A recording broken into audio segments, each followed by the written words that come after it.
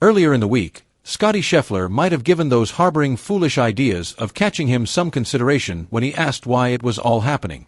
Portrush was hardly the place to try the argument, if there is such a thing as a more pointless endeavor in sports. The claret jug was given to him after he finished this four-shot mauling with a final lap of 68, crushing the chasers and burying them deep among the briar roses and thorns. The year's best golfer? Try an era.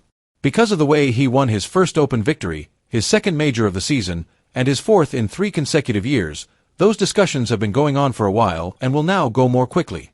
Any sense of danger had already fled this stunning tip of Northern Ireland by the time he drained his 267th shot of the week, a 1-foot putt for par on the 18th. That's all he does for competitions. To the elites fields. While some may find it uninteresting, the reality suggests that it's far closer to a caliber of play not seen in golf since Tiger Woods.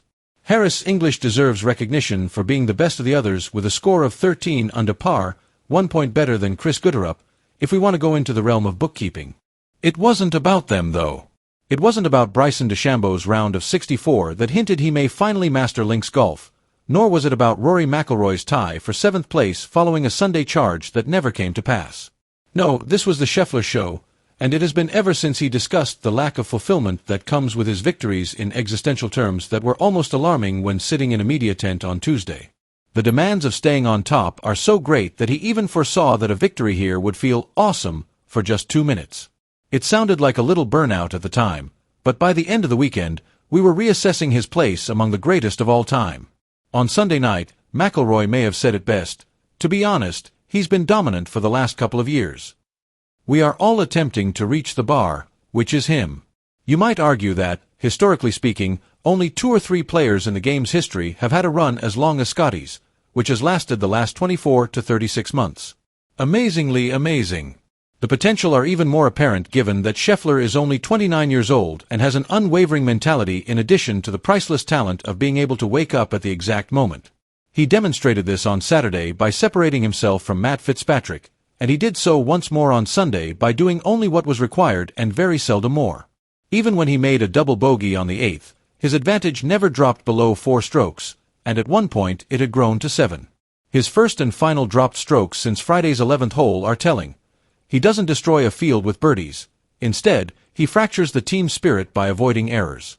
Woods, who nailed the chip from beyond the 16th at Augusta, is a player who rarely seems to produce anything as artistic and dramatic, but he also rarely needs to play a recovery shot in the first place.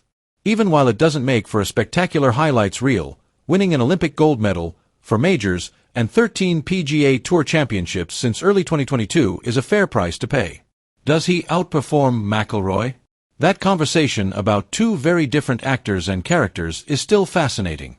However, it's noteworthy to remember that Scheffler's game took off in May after McIlroy's career slam at the Masters in April, which brought his haul to 5 majors. The world number 1 has won the PGA Championship and the Open, in addition to 2 circuit wins that ended what was said to be a 5-month slump after he cut his palm on a wine glass before Christmas.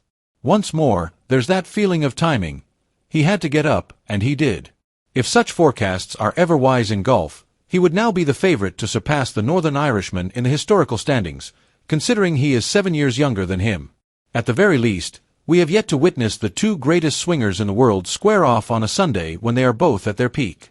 Whether fire can defeat ice and vice versa is something the sport needs to see. In this case, the man with the stable pulse won.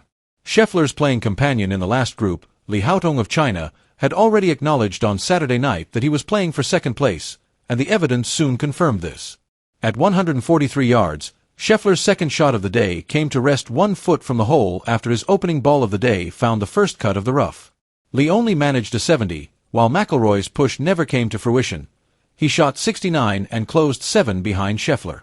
Gooderup, who only qualified after winning the Scottish Open, was the best of the chasers, finishing 3rd behind English with a 67.